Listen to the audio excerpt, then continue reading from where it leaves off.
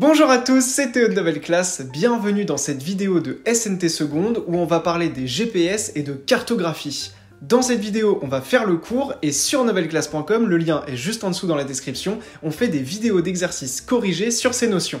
Allez, on est parti pour le cours, let's go! Alors comme vous le savez, notre téléphone peut servir de GPS. On utilise par exemple les applications Plan sur iPhone ou Google Maps.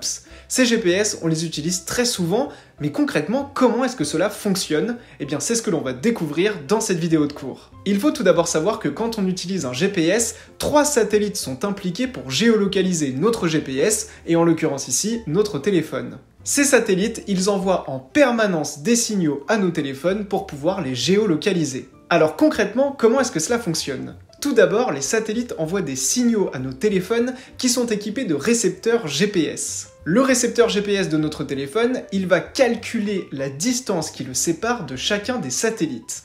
Regardons par exemple ici, sur ce petit dessin en 2 dimensions, comment cela fonctionne. Le récepteur GPS va calculer la distance qui le sépare du premier satellite, par exemple 17 000 km. Cela veut dire que le récepteur GPS se situe sur un cercle de rayon 17 000 km par rapport au premier satellite. Le récepteur GPS va faire pareil avec le deuxième satellite et pareil avec le troisième satellite, et les 3 cercles vont se recouper en un point qui sera la position exacte du récepteur GPS et donc de notre téléphone. Alors pour pouvoir calculer cette distance, le récepteur GPS fait un petit calcul qu'on verra ensemble dans la vidéo d'exercice sur Nouvelle Classe. La position du récepteur GPS, elle est donc à l'intersection de ces 3 cercles, et si on est en 3 dimensions, à l'intersection de 3 sphères, c'est ce qu'on appelle la trilatération. Pour être sûr de ne pas se tromper dans la localisation du téléphone et du récepteur GPS, l'heure du récepteur GPS doit être d'une extrême précision. En effet, une micro-erreur de timing peut entraîner une erreur dans la géolocalisation de plusieurs centaines de mètres.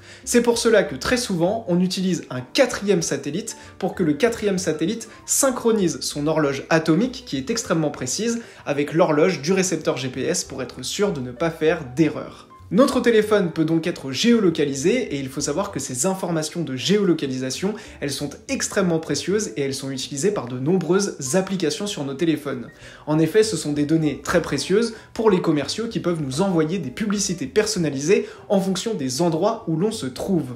C'est le cas sur Waze par exemple, qui nous envoie des publicités extrêmement localisées pour nous inviter à aller dans tel McDo ou dans tel garage pour faire réparer notre voiture. Alors quand on n'utilise pas le GPS, il peut être bien de bloquer la géolocalisation de notre téléphone et un réglage très simple nous permet de le faire. Alors évidemment, quand on utilise un GPS, ce qu'on a envie de savoir, c'est où est-ce que l'on est sur une carte.